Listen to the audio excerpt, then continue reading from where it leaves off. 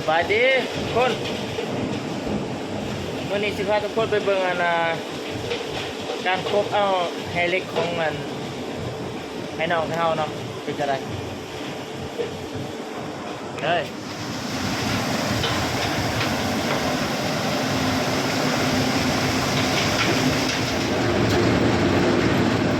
แป้ง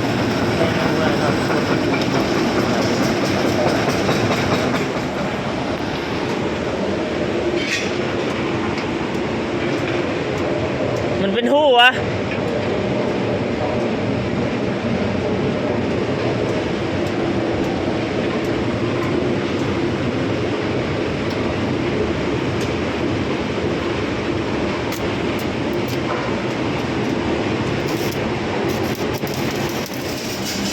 บางคมเนาะทุกคนเนาะตัวนี้เนาะบางคมเนาะเอาอันล่างไงลงมาแล้วตัวนี้เป็นออกมาเนาะ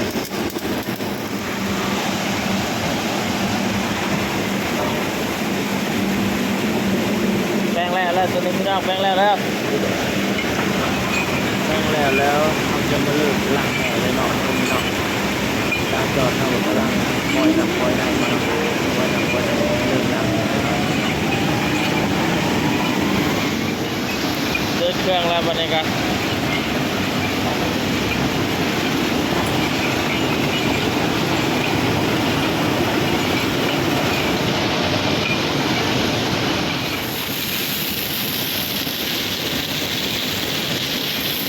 แอร์เล็กเนาะ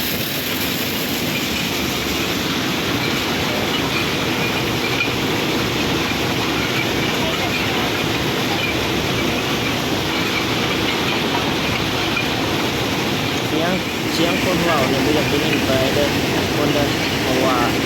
เสียงเครื่องล้างแห้งเขามันดังเนาะดังคนเนาะกดไปละลาย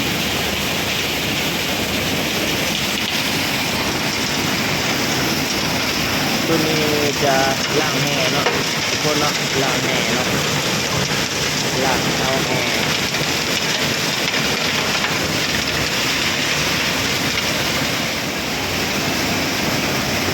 แม่เล็กพี่น้องแม่เล็ก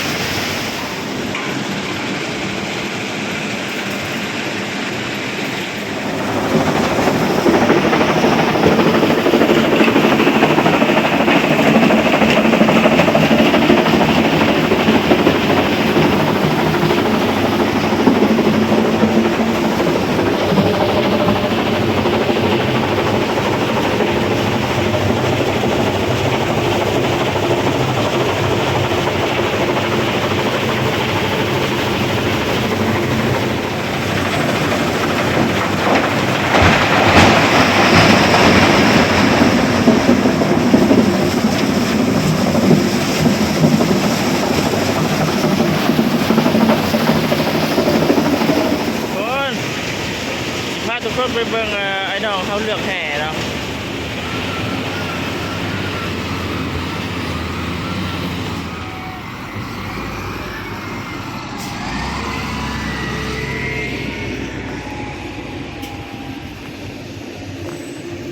ตัวนี้ประมาณแห่เล็กมันบ่เนี่ย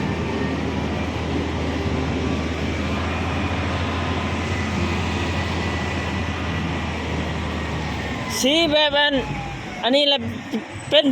เล็กมันบ่สีแบบนี้นะ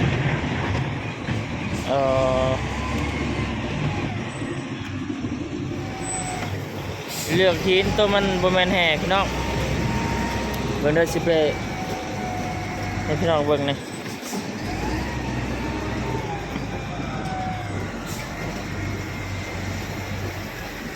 สีขาวบ่แม่น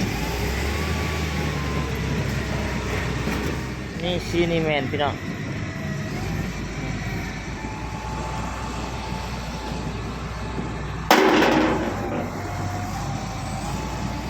มีแห่ทองนำพี่น้องติดอยู่น